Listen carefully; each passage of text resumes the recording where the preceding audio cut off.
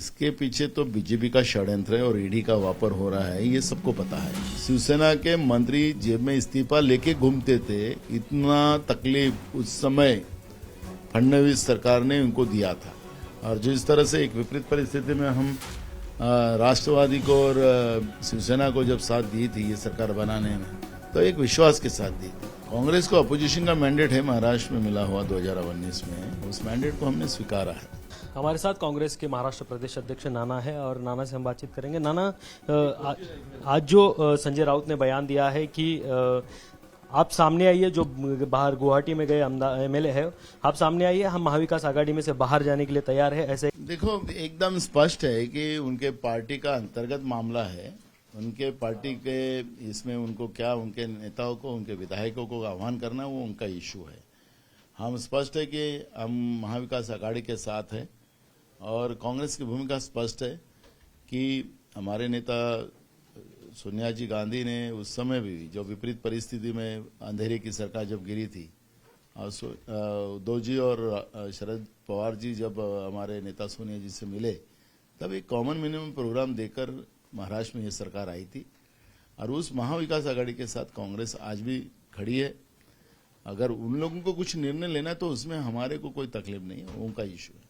ना ये भी कहा जा रहा है जो बाहर गए, जो गुवाहाटी में गए एमएलए है, वो कांग्रेस और एनसीपी के साथ जो गठबंधन हुआ है उसके बारे में नाराज है, इस वजह से वो चले गए। सर, नहीं, इसके पीछे तो बीजेपी का षड्यंत्र है और ईडी का वापर हो रहा है, ये सबको पता है। आज भी शिवसेना की मंत्री आज भी ईडी के कार्यालय में है, कभी भी वो दबाव चल रहा है। 2 एनसीपी के मंत्री जेल में हैं और ईडी का दुरुपयोग कैसा केंद्र की बीजेपी सरकार कर रही है वो है। आपको याद दिलाता और आपके माध्यम से, आपका चैनल सबसे ज्यादा आज तक है, इसलिए आपको ही मैं बताना चाहता हूँ, देश की जनता को भी पता चले कि महाराष्ट्र में 2014 से 19 तक देवेंद्र फडणवीस की सरकार, उसमें शिवसेना भी सम्मिलित थी।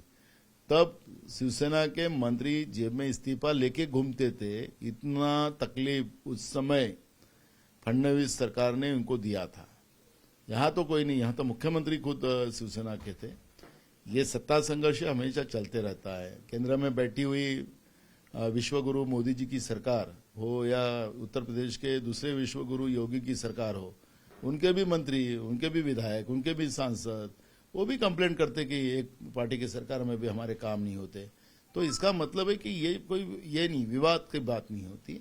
ये सिर्फ विवाद जो है वो ईडी का है। जो षड्यंत्र जो है केंद्र की बीजेपी की, नरेंद्र मोदी की सरकार का षड्यंत्र है, जो महाराष्ट्र में महाभारत ये निर्माण कर देश राज्य की जनता का नुकसान करना, ये बीजेपी का तंत्र है। उसी आधार पर ये खेल चल रहा है। एक ऐसी भी चर्चा चल रही है कि महाविकास आघाड़ी में से उद्धव जी को ही बाहर निकलना था, इस वजह से उन्होंने ये कुछ प्लानिंग की है।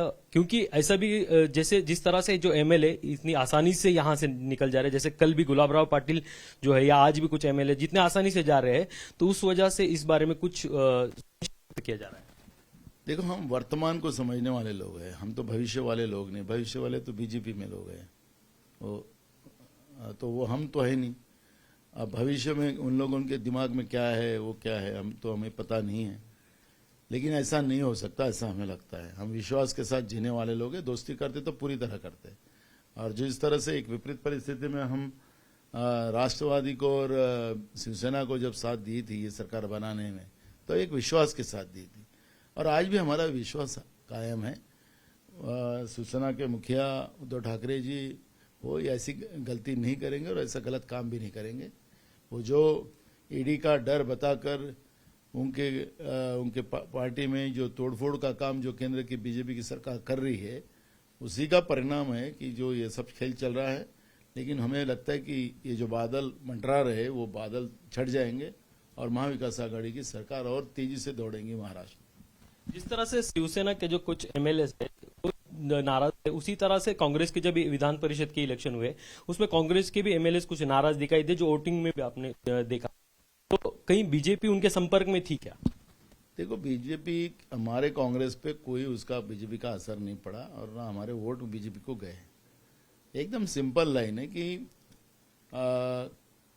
बीजेपी जो देश को तबाह कर रही है, जो अग्निपथ जैसी योजना लाकर देश को जला रही है, उसके विरोध में कांग्रेस और कांग्रेस के सब विधायक हैं।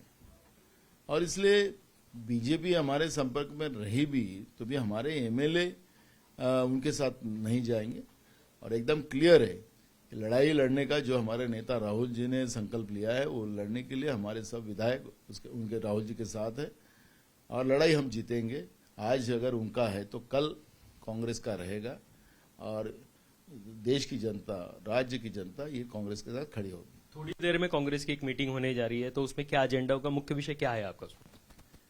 जो स्थिति जो महाराष्ट्र में पॉलिटिकल निर्माण हुई है, उसके आधार पर हमारे सब नेता लोग बैठकर हम लोग उसमें चर्चा करेंगे और इस विषय को कि जो महाविकास आघाड़ी की सरकार है वो बनी रहे और जो शिवसेना जो हमारी साथी है, उनको जो उनके परिवार में जो तकलीफ बीजेपी ने पैदा कर चुकी है, उसको कैसा सॉल्यूशन निकाला जाए, वो हम हमारे आज मीटिंग में चर्चा करें। आखिरी सवाल है, अगर संजय राउत ने जो बयान दिया है कि हम अगर आप सामने आए तो महाविकास आघाड़ी से बाहर निकलेंगे, अगर इस तरह का डिसीजन आगे चल के हो जाए तो कांग्रेस की क्या भूमिका होगी?